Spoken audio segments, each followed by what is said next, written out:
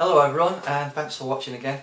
Right, there's been a lot of debate which is better, the Canon 100 to 400 Mark II lens or the Sigma 150 to 600 Contemporary or Sport, or even the Tamron 150 to 600.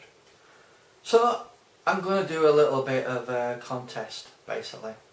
I've got some examples for you to have a look at, some Canon photos from the 100 to 400 Mark II lens and some from the 150 to 600 Contemporary lens. In my opinion, the Contemporary is just as good as the Sport, to be honest. If you're really interested about what's the difference between the Contemporary and the Sport, here are the basics. I'm not going to go into all the technical jargon about elements and coatings and all that sort of thing. I think most people just want the basics, so I'll tell you. The Sport is weather sealed, heavy, built like a tank, and is slightly sharper, between 500 and 600 millimeters. The Contemporary is 1 kilogram lighter. It's all made out of plastic instead of metal, like the Sport is, and it's pretty good up to 500 millimeters. It's probably at its sharpest between 150 and 300 millimeters, and up to 500 millimeters probably. But in terms of sharpness between both lenses, both the Sigma and the Contemporary, there's not a lot in it really.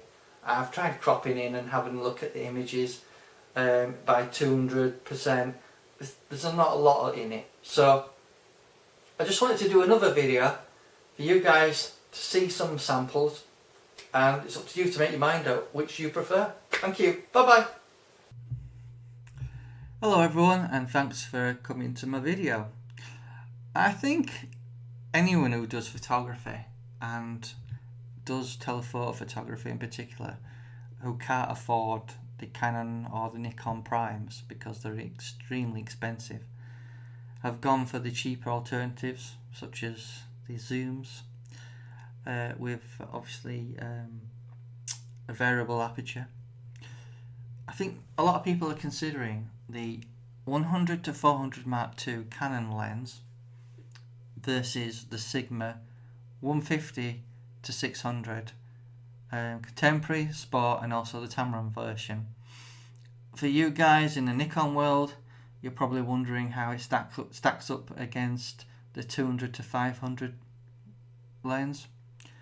So this video is all about showing you some examples. It's not entirely scientific, I do apologise, but I hope this will give you an idea of the quality of the results you can get from both lenses.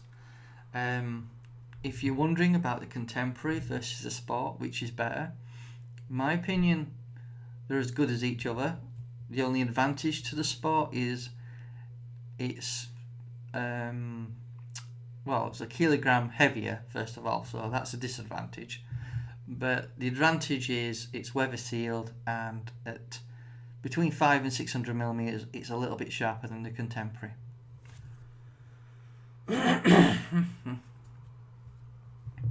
So without further ado, I'll show you the images. They're not entirely the same for each lens because I had each lens at a different point in time, but I just wanted to go through them so you guys can have a look at the examples and make your own mind up. My preference is always to go for a longer telephoto lens than a shorter one because cropping isn't always an option. So without further ado, let's have a look. Let's have a look at the metadata for this picture.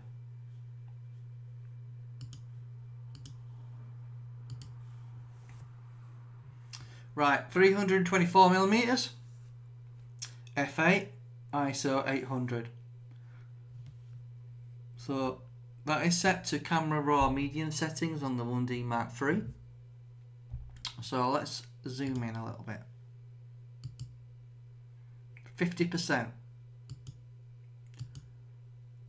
100%, 200%.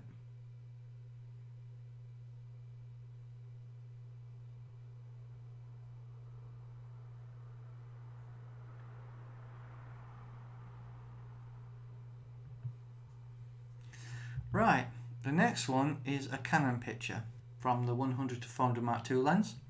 This picture you're seeing at the moment is obviously from the contemporary 150 to 600. So this is the Canon picture. Let's have a look at the data.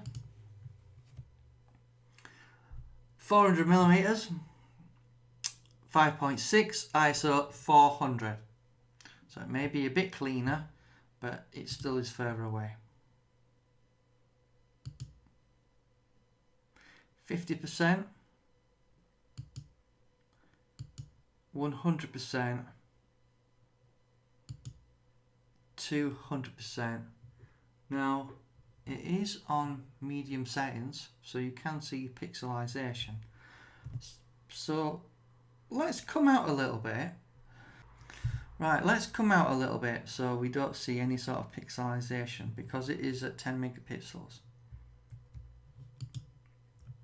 Okay, and let's try and get a similar framing picture with the Sigma lens.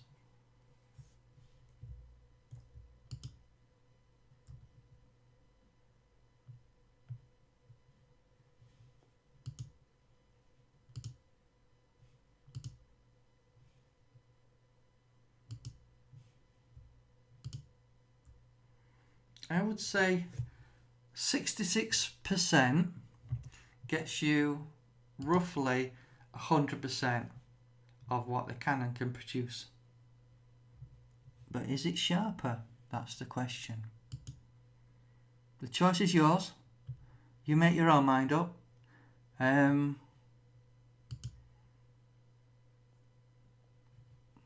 It's a close one. I would have to say the Canon has the edge. But there is a difference on the Sigma one. You can zoom into 100% before pixelization. With the Canon one, if you try going into 200%, you can't. So it's close.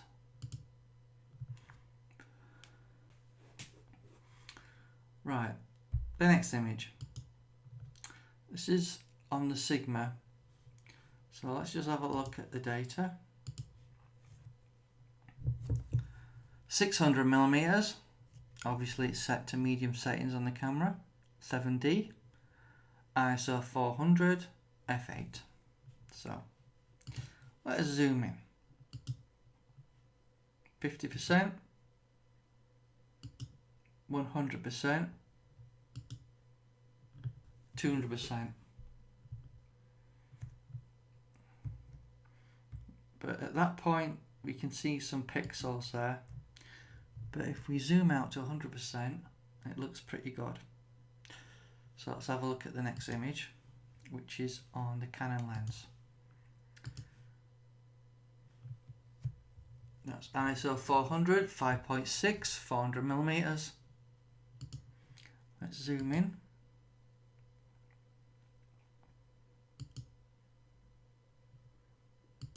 %, 200%, we start to see pixelization. So we would need to zoom out a little bit to get the equivalent. And I would say the results are probably comparable. The choice is yours, which you prefer.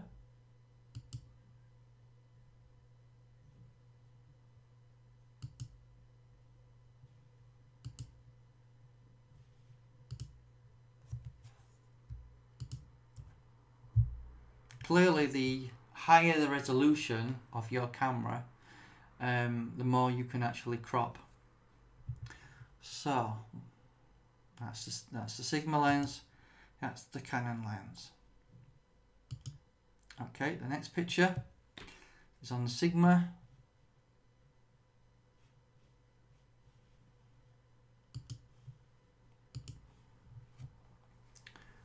.600 millimeters, ISO 1600, the 7D, 6.3 aperture.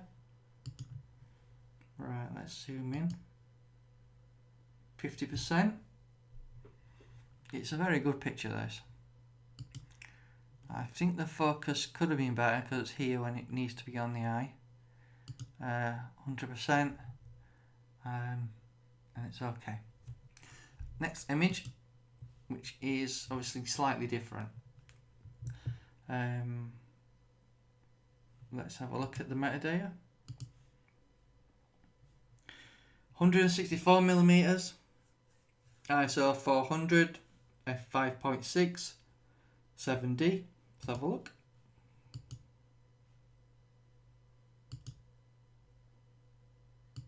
%,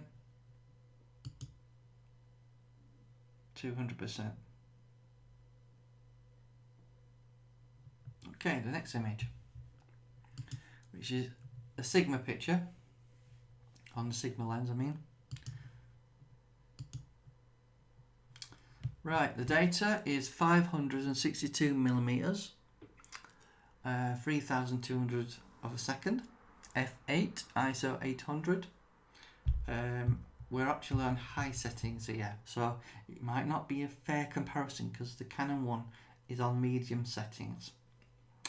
So let's click OK and zoom in. 100%.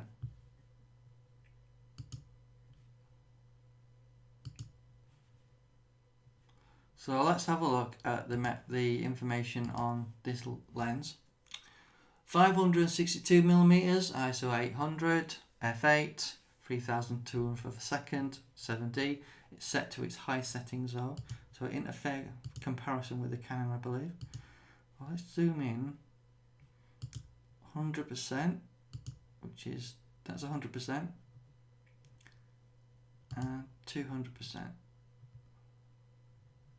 But as I said, it is set to high settings, so really it's not usable at that, but that's usable. Let's have a look at the Canon one, which is just as nice a picture. First of all, let's have a look what the settings are. Canon 7D, this is set to medium settings, so it isn't a fair comparison to the Sigma picture. 400mm, f8, ISO 400, 1600th of a second. So let's have a look. 50%, 66%, 100%. Now I think most of the focus is on the wing here, unfortunately, and not on the eye.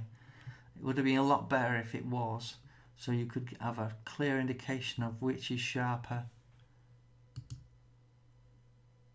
Obviously it is a bit smaller, so we could possibly zoom out on the Sigma lens to get similar magnification. So basically it's 40%